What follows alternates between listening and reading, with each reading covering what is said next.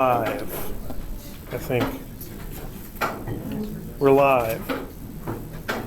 Okay, so before we get into the new topic for today, which is vectors, I thought I would review a little bit of homework one, more specifically this well drop question, because traditionally over the last several years, my students have had a little trouble with this question. So I thought by doing the right drawings and thinking about different types of drawings and thinking about how basic equations are related to the lengths in our drawings, we might be able to figure out how to turn a weird situation into solvable equations.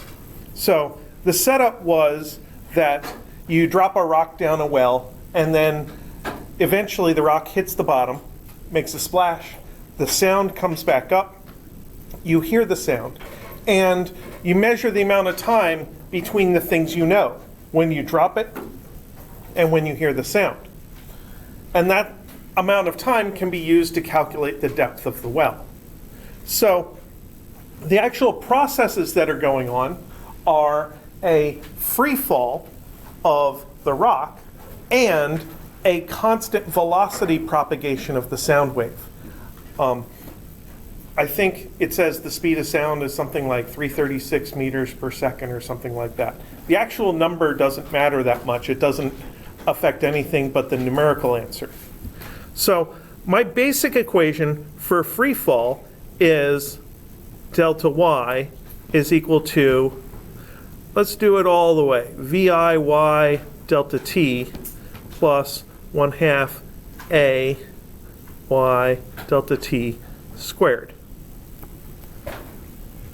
And we showed how for dropping something from rest, this turns into h is equal to 1/2 gt squared.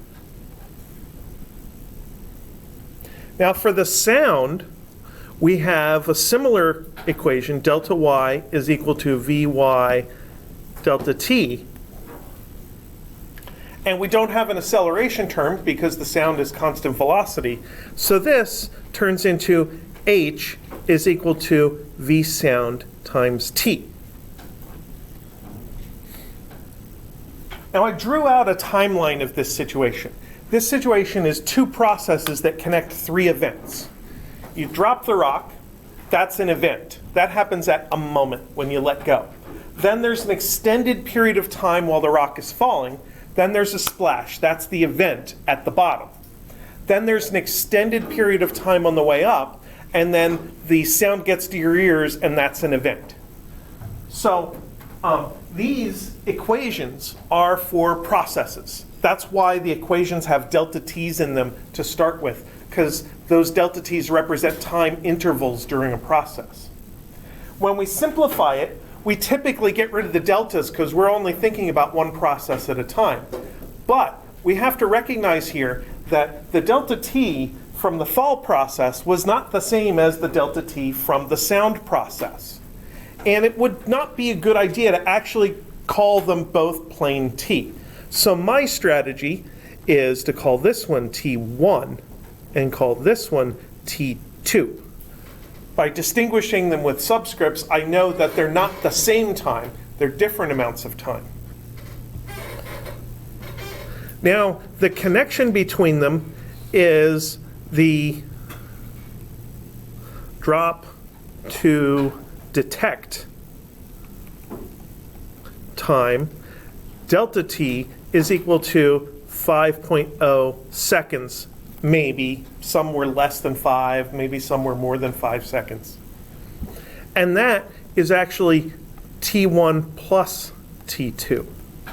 And at this point, I have 3 equations and 3 unknowns, and I can solve them. Now, as a general strategy for solving simultaneous equations, you want to figure out which variable is the easiest to eliminate and eliminate it. And right now, the easiest variable to eliminate is h, because I already have 2 equations that are solved for h. It might seem a little counterintuitive to eliminate a variable that I want. You want the height of the drop or the depth of the well.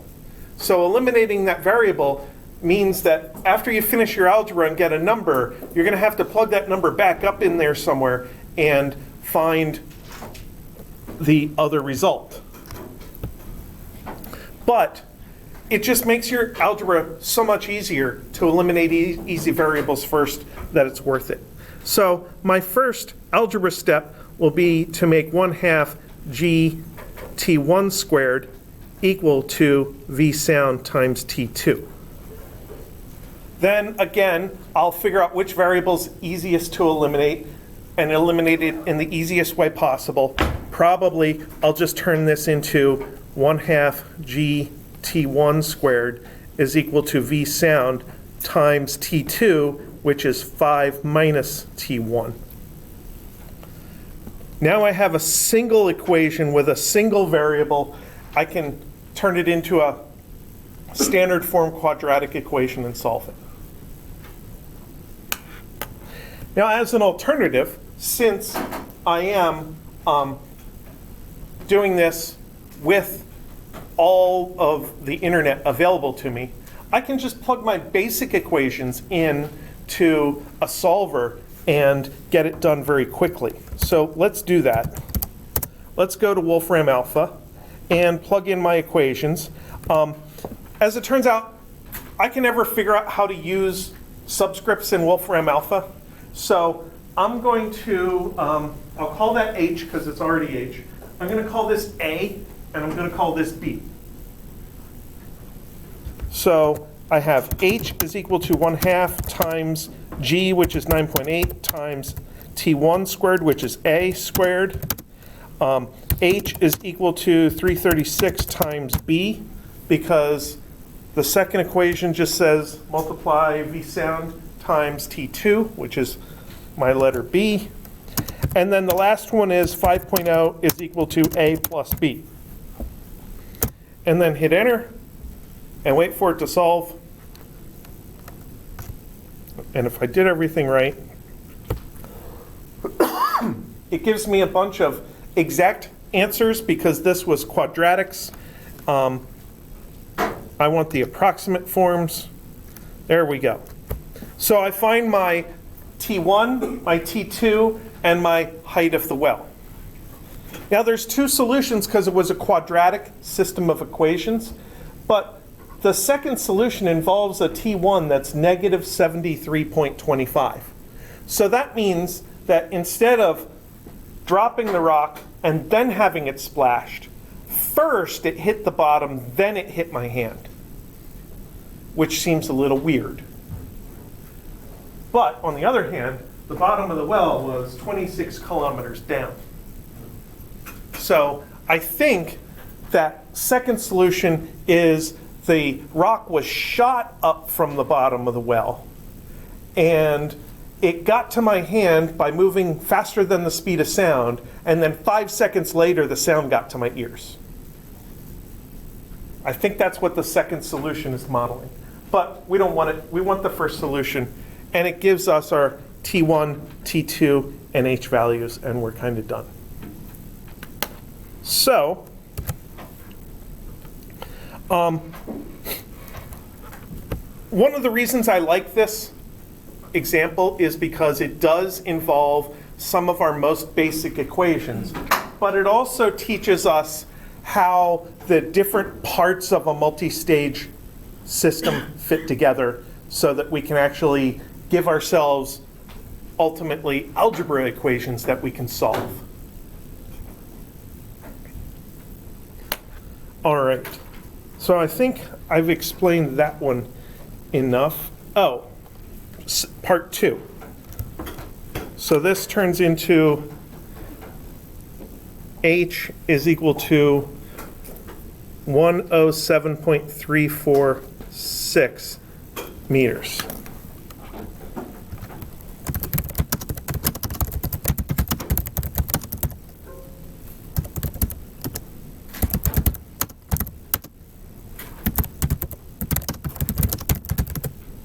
Now, part 2 wants the relative error introduced by ignoring the sound time.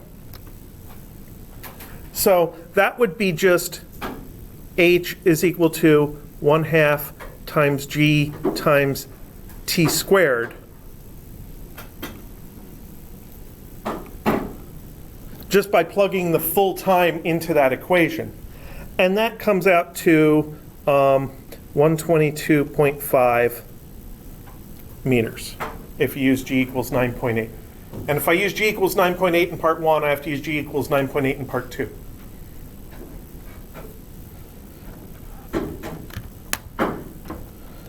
So then the relative error is the error over the correct value. So that would be 122.5 minus 107.346 all over 122, no, the correct answer, 107.346, which comes out to 0.1412, which is 14.12%. Now here we encounter another quirk of calculations that it's worth stopping and talking about.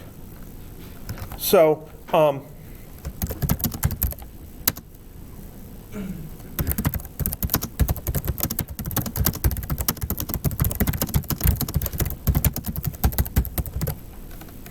we might say that our H values are above 100. So maybe I can get away with rounding to the nearest integer. So this would be H1, this would be H2. H1 prime is 107. H2 prime is 123. So in physics, sometimes we use the apostrophe to mean the other value, an alternative interpretation of some variable. In calculus, I know you have your function f and its derivative is f prime. That's not what I mean. I do not mean the derivative of h1. h1 is a constant. It doesn't have a derivative. Its derivative would be 0. But I can combine these together and get relative error of 123 minus 107 over 107, which is 0.1495 is 14.95%.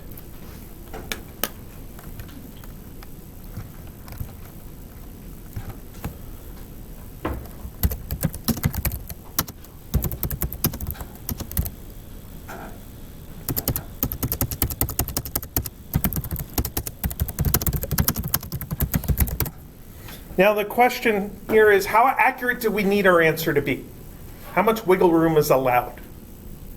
Because the one result, the better result, was basically 14%, and this new result is almost 15%. Is that close enough that it's acceptable for our purposes? So close enough is really up to whoever's in charge of the calculation. If you're designing a bridge, you might want most things to be really accurate, but you probably don't need distances to the micrometer. In this case, I have set up WebAssign to require answers to be within 3% of the correct answer.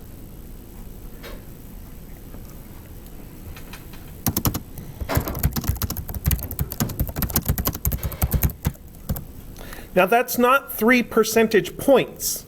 That's 3% relative to what the answer was. So that means that the max is equal to 14.12 times 1.03. 1.03 is 3% more than something, which comes out to 14.5%. And the min is 3% less than the correct answer, 14.12 times 0.97, which is 13.7%. So if you gave any response in between 13.7% and 14.5% here, WebAssign would mark you correct. But if you said 14.95 or 15, WebAssign would say, you're close, but you're not within the required tolerance. And this is an unusual situation because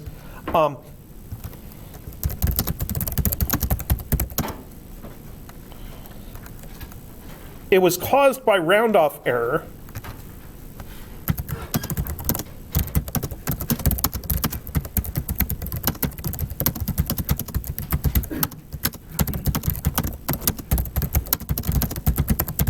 But it ended up causing more than a 3% error in the result. And that happens anytime you subtract large, similar values. So here, the 107 and the 123 are similar values, and we're subtracting them as part of our calculation. Part of the relative error calculation is to subtract them. And whenever you subtract large similar values, you end up amplifying any error in the terms that you were subtracting. So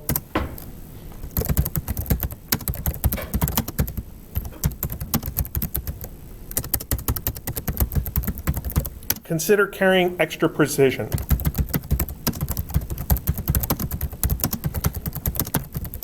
Whenever you're subtracting large similar values. That is kind of the moral of that story. That is it's a numerical issue that pops up from time to time in analysis, and it doesn't happen often enough that you get used to it. So it's not going to happen to you again for a couple of weeks, and by then you'll forget about this. And then after that, it won't happen again for a month or so. So until you've seen this happen to you 4, 5, 10 times, you won't get used to the idea that little bits of round-off error may be okay in most calculations, but when you have this specific case of subtracting large similar values, you do not want that kind of thing. It amplifies any error. Okay, so enough about that. What time is it? 3:50. Okay. On to vectors.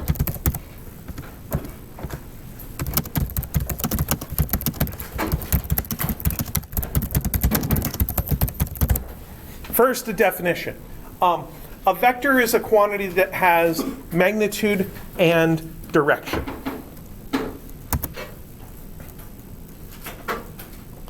So, as an example,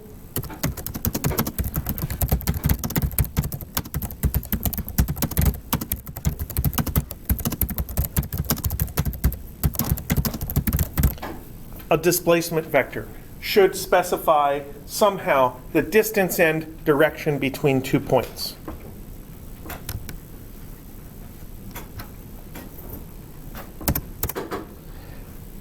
And in 1D,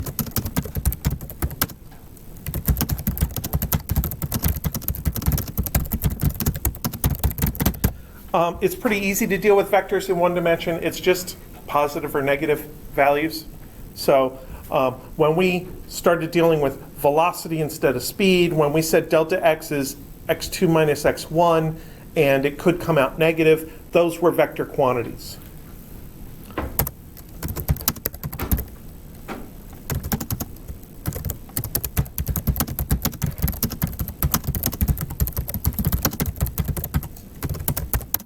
In 2D, we need to have different ways of describing vectors. So we have graphical ways of writing down vectors, and if we do a really good drawing, then we can use the drawing as a way of depicting calculations. In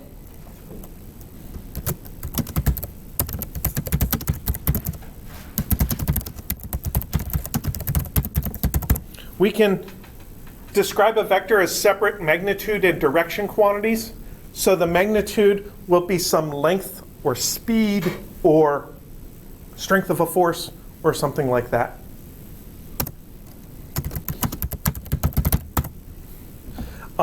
We have another way of describing vectors called components.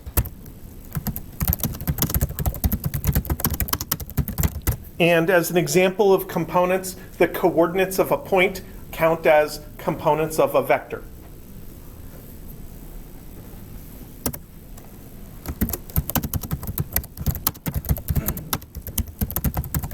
And finally, we're going to have a way of dealing with vectors just like using algebra as a vector expression. So we'll see that at different times, different ways of describing vectors are more convenient or less convenient.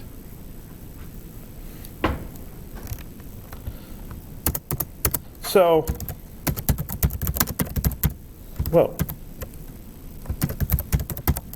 position vectors.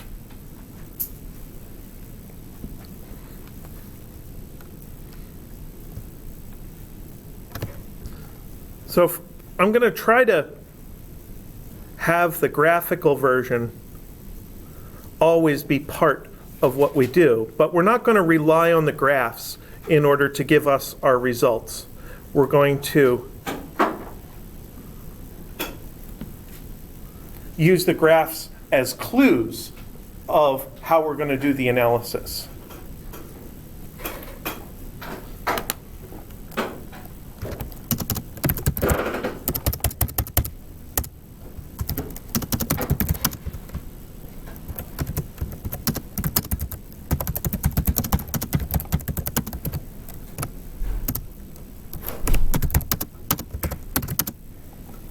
So point A is literally just a point. It's not a number. It's just a dot on a drawing. But vector R sub A is a tangible mathematical thing that has numerical value to it. And the vector R sub A tells us how to get from a particular place called the origin of our coordinate system to the point A. And R sub A has to do that by being a vector. It has to give us both magnitude and direction somehow. So the magnitude would be the absolute value of R sub A, which is R sub A without an arrow over it. Let's call that 5.0 meters. And the angle, I'm going to call theta sub A, is equal to 30 degrees.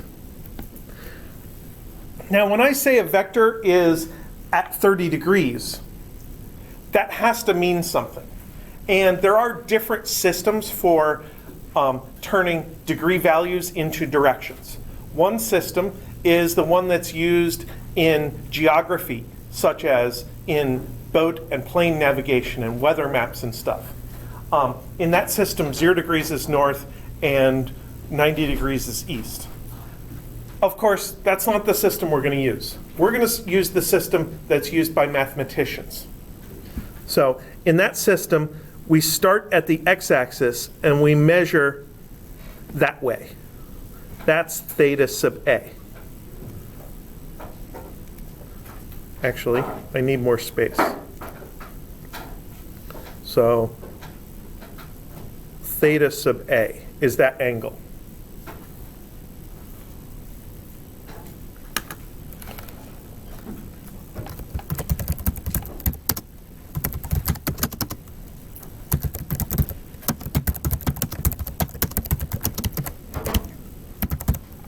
So we have to measure angles in the counterclockwise direction from the x-axis. So x-axis is 0 angle, the y-axis is 90 degrees, keep going, 180 degrees is in the negative x direction, and 270 is in the negative y direction. So that gives us a way to interpret any angle value between 0 and 360. In fact, we can just keep going more than 360, that's fine, And we're allowed to have negative angles. Negative angles would just be the other way. So a negative 45-degree angle would be exactly down and to the right. So this theta A is 30 degrees. That tells me that that vector r sub A is up and to the right because the angle's between 0 and 90, just like the drawing. So if that's the system we're using for our angles, then we can very easily turn this into components. So we can drop this perpendicular here. This is x sub A, and this is y sub A. That's why I moved my theta, because the drawing was getting cluttered. And x sub A is equal to r sub A cosine theta sub A, which is 5.0 meters, cosine 30 degrees, which is 4.33 meters,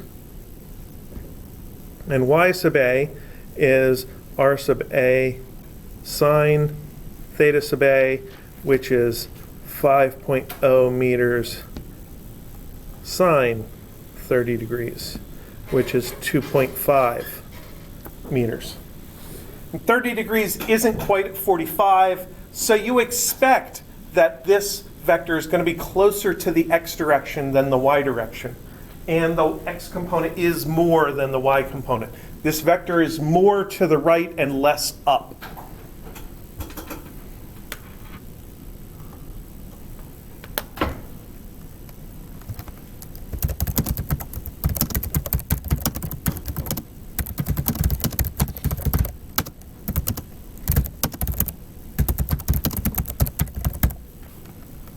And one thing that I want to stress about how to choose your sine and cosine here is that the cosine function always goes with the component in the reference direction. What do I mean by the reference direction? This angle is measured from the x-axis. X is the reference direction. If that angle shrunk down to 0, then that vector would end up pointing in the x direction. That's the x component. And if you think about it mathematically, if you take the cosine of 0, that's 1. So if the angle is 0, then the x component is the magnitude. And then when you go to take the y component, the sine of 0 is 0, and you'd have no y component.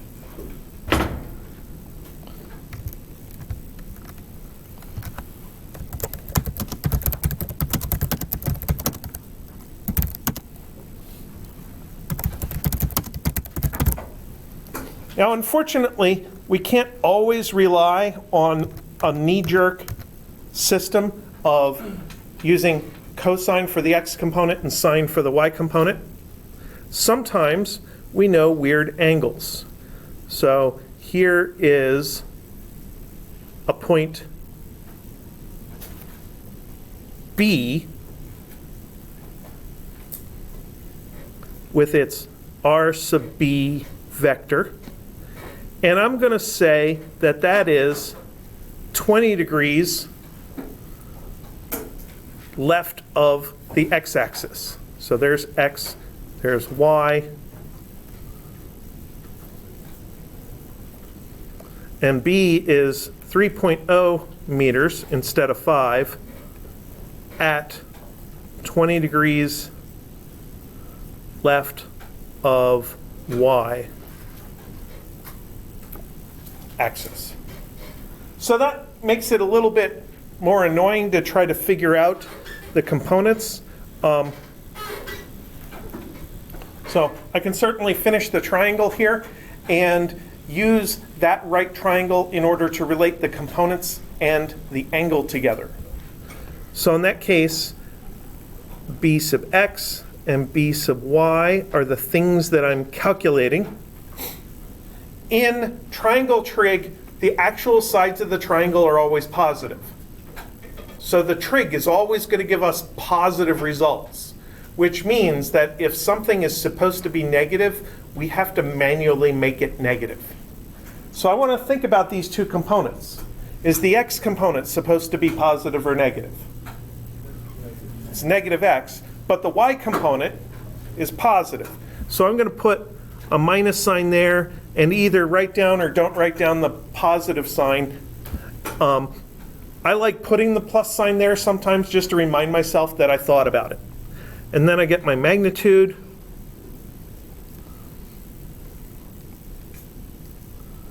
And then my decision now is where to put the cosine. One of these is going to be with cosine theta, the other one's going to be with sine theta. And this angle is measured from the y-axis. That means that y is my reference direction, which means the y component gets the cosine.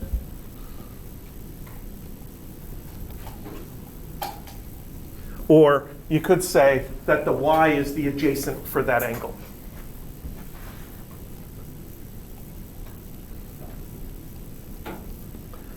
And this is going to give me some component values that I've already calculated.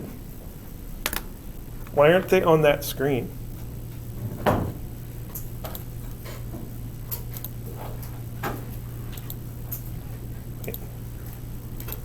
Because they're on that screen.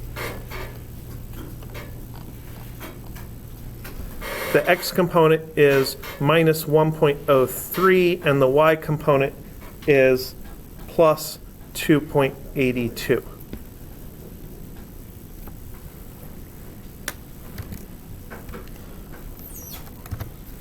So,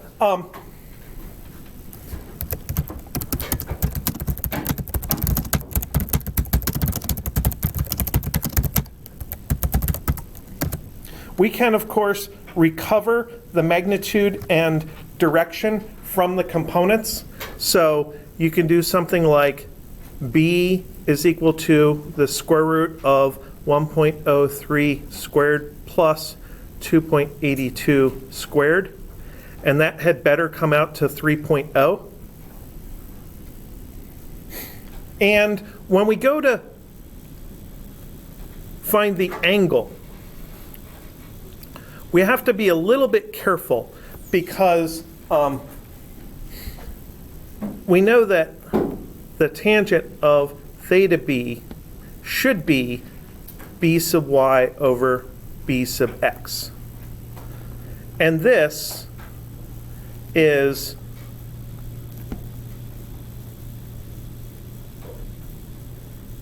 the angle counterclockwise from the x-axis. So that's taking the basic triangle trig that we use for vector A and extending it to vector B. Vector B is a problem with triangle trig because triangles only have positive sides and vector B has a negative component. So let's see how this works out. So if I do the inverse tangent of 2.82 over negative 1.03, I get negative 70 degrees. Now again, that's supposed to be measuring an angle counterclockwise from the x-axis. So if it's negative, it's actually a clockwise direction. 70 is less than 90, it is down and to the right. But my b vector is up and to the left, so therefore I have to make it opposite. Theta b is equal to negative 70 degrees plus 180 degrees, which is 110 degrees. And if you think about it, that angle there, all the way from the x-axis, is 110 degrees. So, with triangle trig,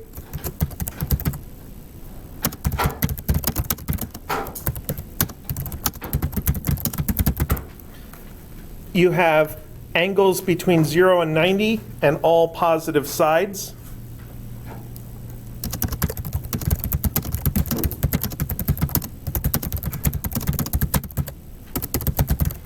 And we have to really think about how the sides are related to the components. Sometimes a component is a positive side of a triangle, like positive adjacent. Sometimes the side is like the negative opposite side of that triangle.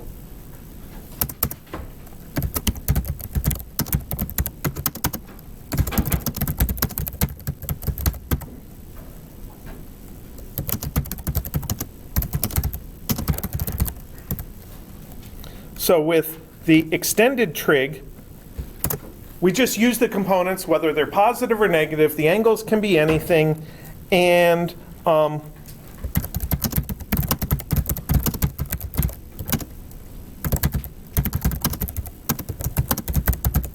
we have to be careful about what direction we know the vector points. So we have to sometimes add 180 degrees. I believe with almost every calculational system, you have to add 180 degrees if the x component was negative.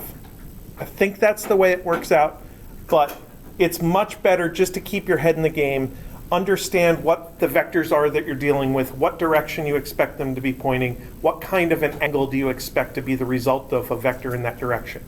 So you should really know that vectors between 0 and 90 degrees are going to be positive x and y components. Between 90 and 180 is going to be vectors with a negative x but a positive y. 180 to 270 is negative x and y, and then 270 to 360 is going to be positive x but negative y.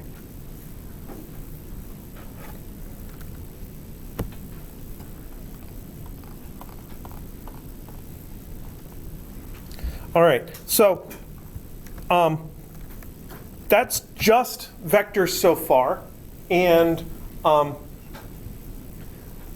it involves the first three systems of dealing with vectors. I'll save the algebra system for the end. The next thing I want to talk about is displacement vectors.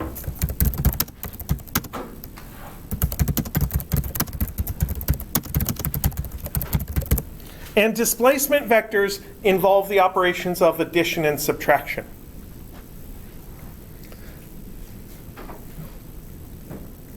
So we could imagine trying to figure out how to get from point A to point B.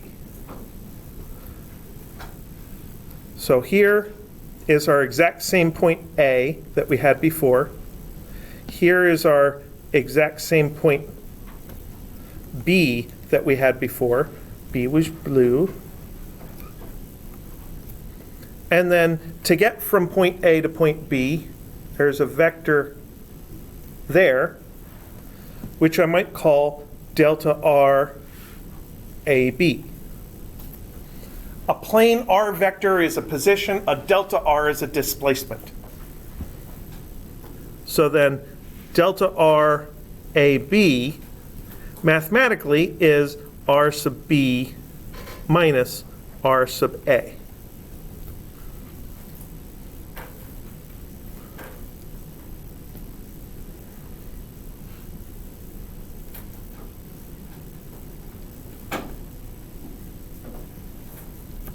Now, if I fill in the R sub A vector, the red line, and the R sub B vector, the blue line, you can see that these three vectors line up in a triangle. So I could calculate the green vector just by doing a big drawing on graph paper and doing a very careful drawing and just measuring it with a ruler and a protractor. That would be a graphical method. I could do it from magnitudes and directions. Magnitudes here would be lengths of sides of the triangle. Directions would tell me particular angles. And if I know the angle of A and the angle of B, I know that this interior angle is going to be 80 degrees of this triangle. And knowing side, angle, side, that's enough to define a triangle. They fit together in something called the law of cosines. Now, you might not remember the law of sines and law of cosines. I know I have to think about it 3 times every time I use it. So that would be a magnitude and direction method of finding the length of that third side of the triangle. Instead, I want to do this in component form. Since we already had the components of vector A and the components of vector B, let's just use components. And to do that, we just calculate delta x AB is xb minus xa. We can literally just subtract x components. So my xb value was minus 1.03. I subtract my xa value was 4.33, and I get a minus 5.36 meters for the width of the green arrow. And then my delta y, a to b, how do I get from a to b? I do y sub b minus y sub a, which is 2.82 minus 2.5 is 0.32 meters. So this green arrow is really wide, but not very tall. And that corresponds to the fact that to get from A to B in a straight path, you have to go much more leftish than you do upish.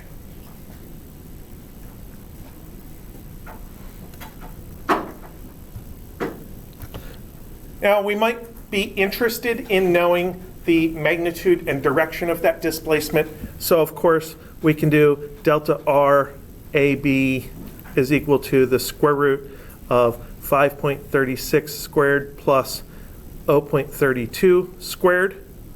And it comes out to 5.37 meters. Please note that I am not typing the minus sign here when I do the Pythagorean theorem with a negative number, because I don't want it to put a minus sign in there after I have squared the number.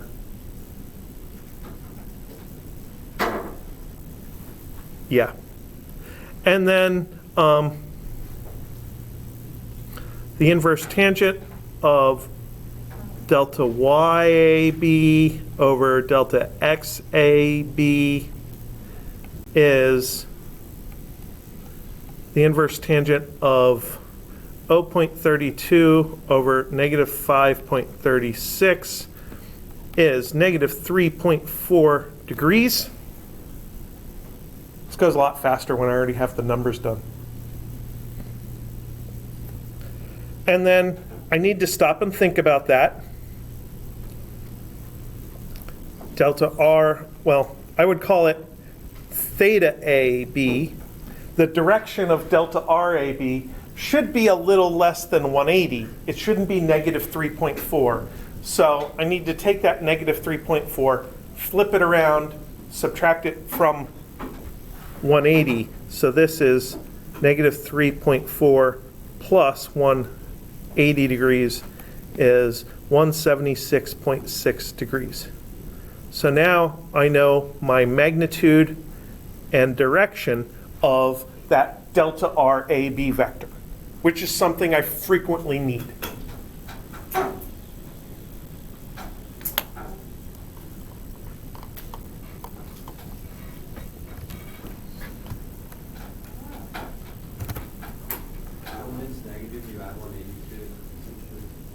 I think it's when the x component's negative.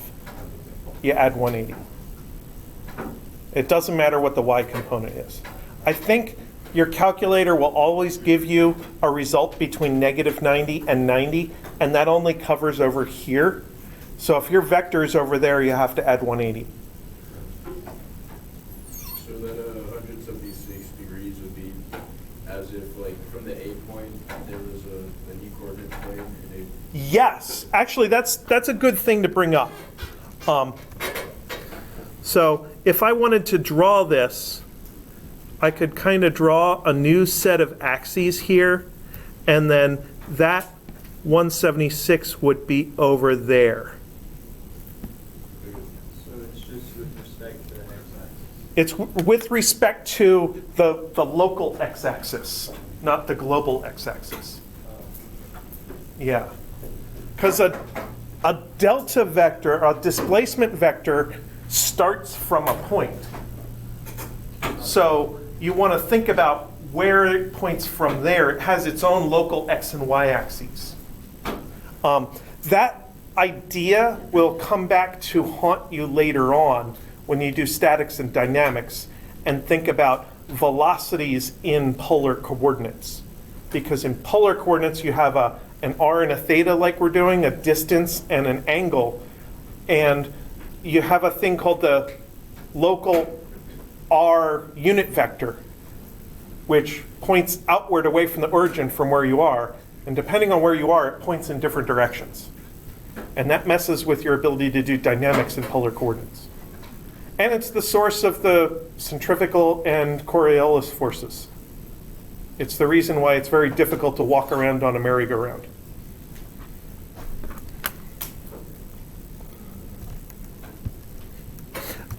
Velocities are kind of the same way. A velocity is like exists on a little local coordinate system attached to your object. So whenever I draw velocity vectors in a diagram, I draw them like sticking out the front of the object like a beam of headlights. So,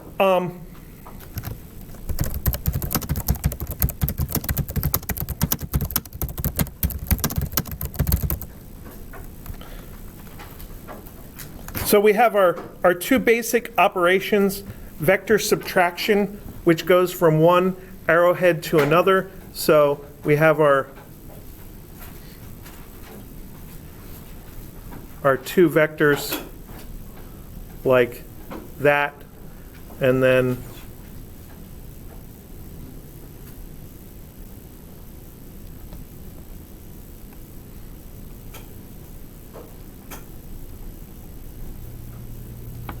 so there's A and there's B. I'm getting bad with my pen colors. Oh well. But you basically draw the vectors on the same coordinate system and think about how to get from one arrowhead to the other.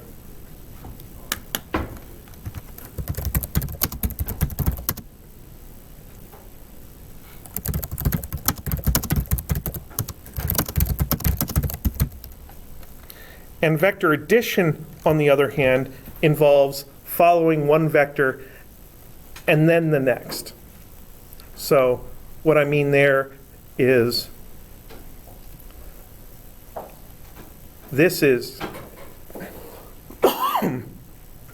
that's vector A, and then from there we do vector delta R A B. So that models the equation A plus delta R A B equals B. And I suppose it doesn't matter whether you call it A vector or R vector subscript A. I just mean the position A. Unless I'm dealing with multiple coordinate systems, those two things mean the same thing.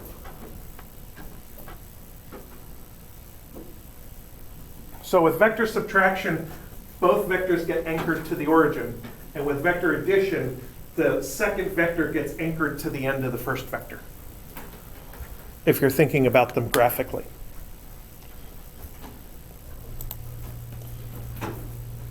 All right, so enough with just plain addition and subtraction. We need to do some kinds of multiplication.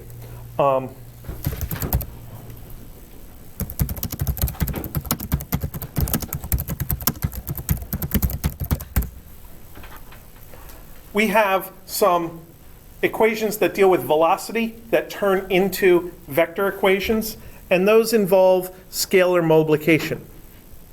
So we could say that V vector is delta R vector over delta T, or we could also say that delta R vector is equal to V vector times delta T.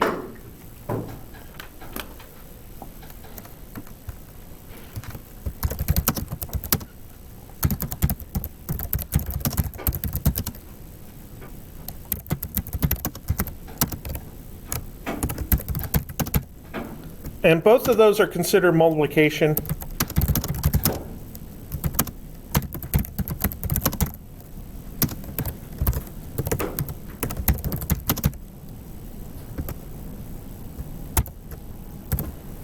because dividing by delta t and multiplying by 1 over delta t are really the exact same thing. So in either case, we have a vector on the right-hand side. It's being multiplied by a number. That's called scalar multiplication.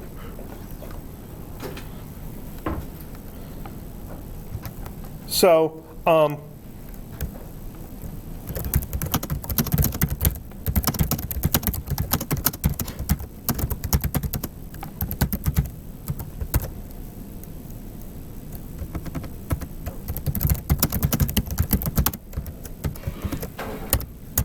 let's say we wanted to get from A to B in 10.0 seconds.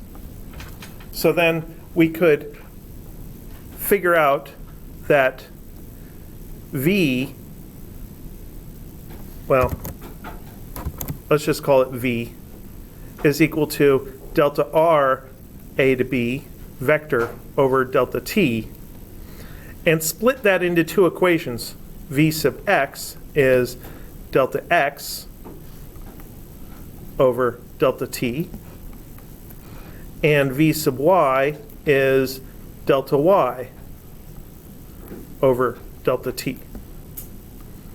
The delta x was minus 5.36 over 10 is negative 0.536 meters. The delta y was 0.32 over 10, which gives us 0.032 meters per second. Yeah. So this is the component version of scalar multiplication or division. You just do the same thing to the x and to the y components.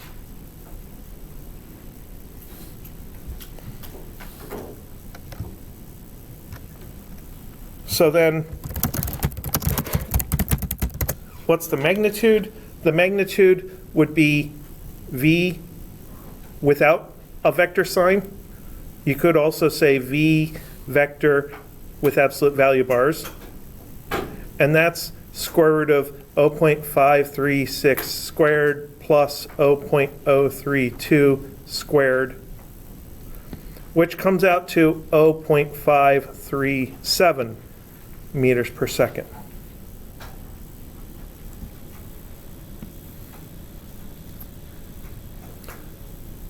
So V is delta R over delta T, which was 5.37 meters over 10 seconds is 0.537 meters per second. So with just the operation of scalar multiplication or division, you could achieve your result either by doing the same thing to the x and y components, or you could do it just to the magnitude, whichever happens to work out more conveniently for you. It's not like you have to do one thing or the other.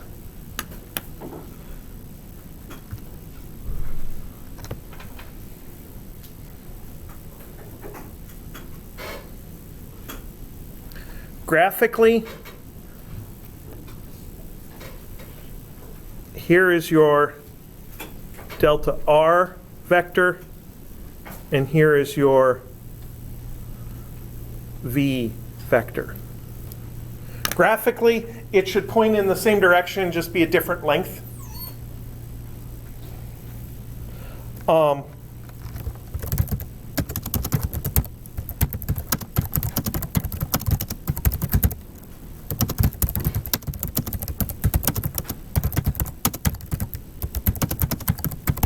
Note that velocities always end up being scaled.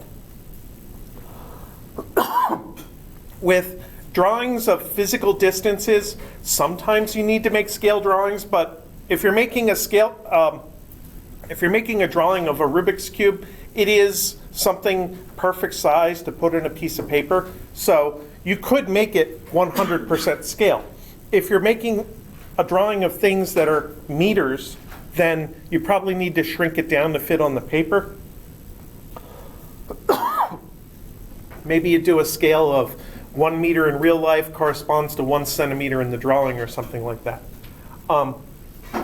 when you're talking about velocities, they always end up being scaled because our paper is never measured in meters per second. Your paper is so many centimeters wide or 8.5 inches wide or something. And there is no reason for velocities and distances to have the same numerical scale. 1 meter per second of velocity does not need to correspond to 1 meter of distance in the diagram, because that's only the case when that velocity happens for exactly 1 second. And who knows how much time is taking place for different processes.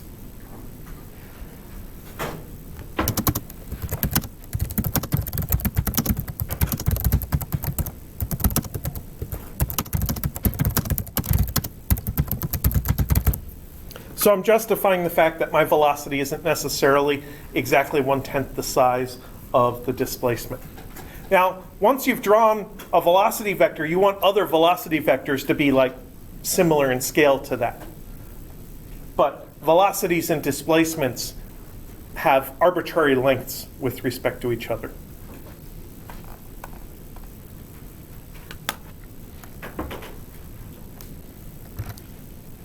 Now,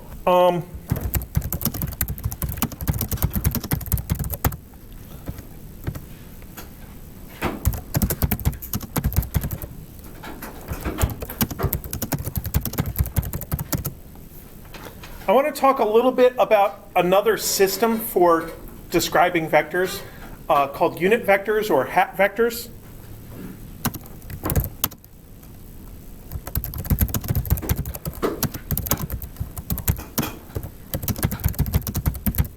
I think that it is very ironic that unit vectors don't have units. They're dimensionless, but they have a size of 1. So, example, actually, I'm going to type this.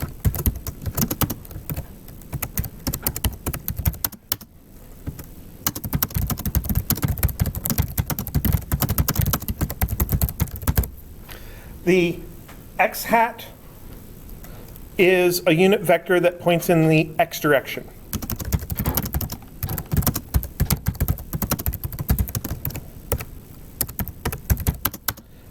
Another name for it is I hat. So you may have seen the I hat notation in calculus class at some point. Has anybody seen that before? I've actually seen X hat. You've seen x hat before too? Yeah. I haven't seen I hat. So you could use x hat, y hat, and z hat, or I hat, j hat, and k hat would be the 3 unit vectors that point in the 3 basic directions. So usually, if my coordinate system was set up like this with x, y, and z, my I hat would point that way, my j hat would point that way, and then my k hat would point that way.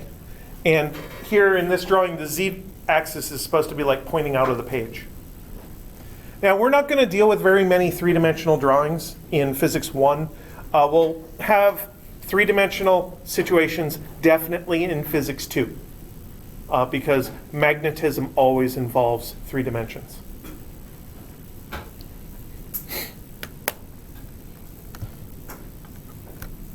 So if we know that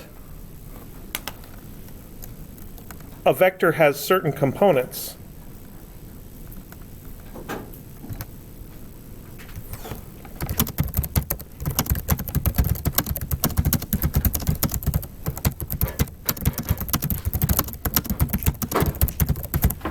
we can add up the coordinate vectors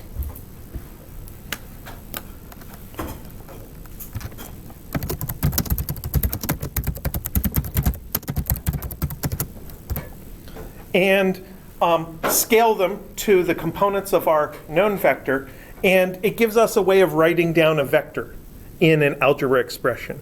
So if we know that XA is equal to 4.33 and Y sub A is 2.5, we can put that together and say R sub A is equal to 4.33 I hat plus 2.5 J hat.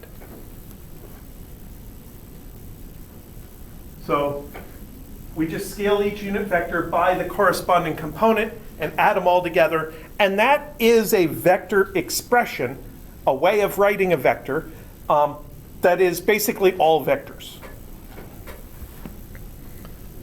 So then our R sub B was, I think it was minus 1.03 I hat plus 2.82 J hat. And our delta R AB was just the subtraction of those. Now, when you subtract this minus this and this minus this together, you can reorder it however you want. And typically what's done is you group all the I hats together and get one number, and you group all the J hats together and you get a different number. So that turns into minus 1.03 minus 4.33 I hat plus 2.82 minus 2.5 J hat,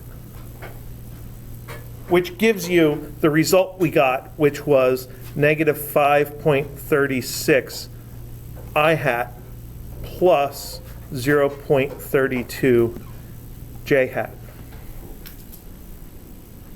And it just comes from doing regular algebra and thinking of the I hat and J hat as unknowns, like x's and y's. So you literally take that expression and subtract them and simplify it, and you get that expression. And you factor out the x's from every term that has an x. You factor out the y from every term that has a y, and then you have a new vector expression for your displacement.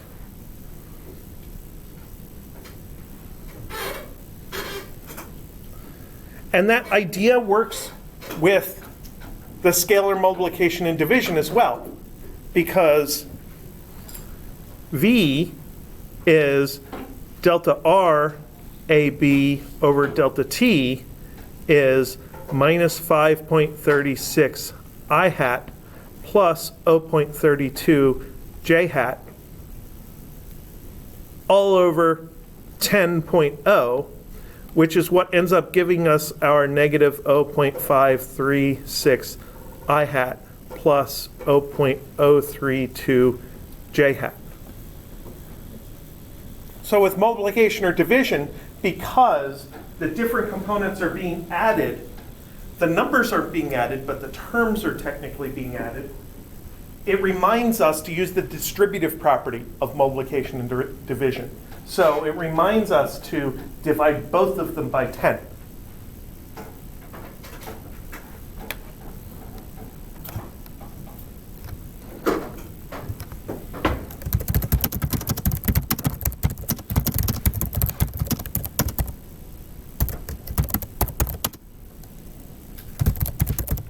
Now there is a such thing as a unit vector in the direction of any vector. I hat, J hat, and K hat, or X hat, Y hat, and Z hat are just examples of unit vectors. They point in particular directions along the coordinates. But there are lots of other directions. So I can make, for instance, R hat sub A is R vector sub A over R sub A magnitude. So that would be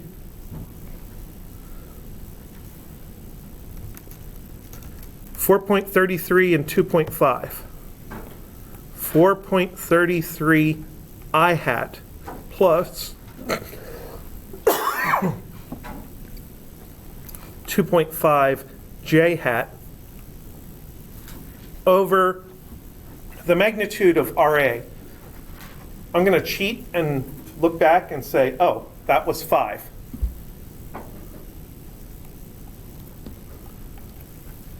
And this turns into 0.866 I hat plus 0.5 j hat. And these are technically in meters, and these are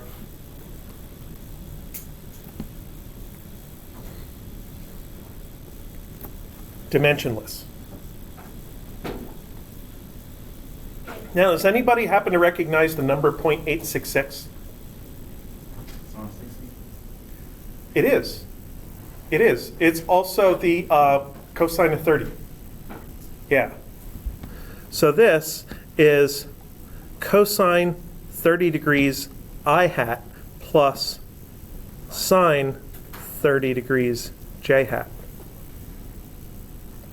So the pure sines and cosines tell us, in a sense, how to turn plane I hat and j hat into r hat.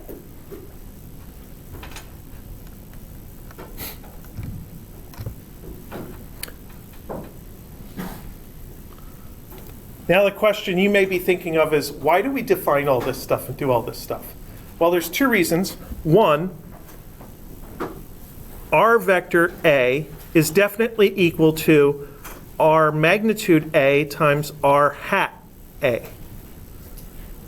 So it gives us a way of writing down our vector in terms of a magnitude times a direction. We say vectors are a magnitude and a direction. It splits the vector into its magnitude part and the direction part.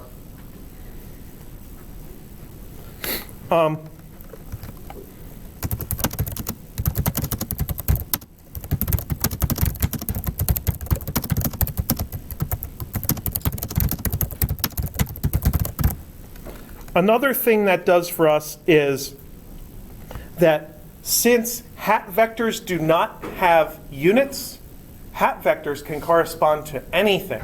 They can correspond to displacements, velocities, accelerations, and after exam 1, we're going to do a lot with forces.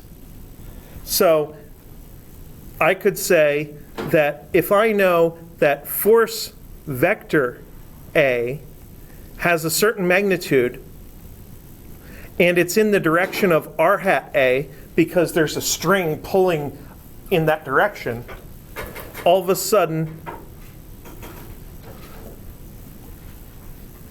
let's say that's 50 newtons. That's supposed to be an N. All of a sudden I can say 50 newtons times 0.866 I hat plus 0.5 j hat, and I know my force vector. So this, I started talking about this a year or 2 ago when my students started coming back to me after they left Physics 1 and went into statics and dynamics, and I found them working on examples in dynamics where they had to find this weird force caused by a rope going from this end of a structure to that end of a structure. And it's like, how do I turn that force into a vector? Because I need to know the torque caused by that force. Well, this is how you turn that force into a vector. You find the displacement from that point where the rope's tied to the other point where the rope's tied, which usually you can measure in meters, and then turn it into a unit vector, and then multiply it by the actual tension in the rope. And then 50 newtons times that is the x component, and 50 newtons times that is the y component, and you know your force as a vector. Then you can continue on with the rest of the analysis. Yeah? In that problem, would you assume that the I hat and j hat were just in meters? These are dimensionless. These are not in meters. There's no meters here. No meters whatsoever. So the I hat and j hat were originally calculated from a thing in meters. But because the meters were in the numerator and the denominator of that fraction there, they canceled. So there's no meters anymore here. And that's what I mean when I say that unit vectors are supposed to be dimensionless. And that's what I mean when I say that, sure, you can take this r hat and multiply it by that to get an r vector, but you can take this exact same r hat, multiply it by a force to get a force vector. You can take it and multiply it by a momentum to get a momentum vector. And we don't have many other vectors. We have displacement and position, velocity, acceleration, force, and momentum. In physics 2, we'll have electric field, magnetic field, but in physics 1, I think we kind of stopped there. All right. Well, that is enough for today. We'll do a bunch of vector examples and stuff on Thursday and projectile motion next week. And homework 2, I hope to get posted tomorrow.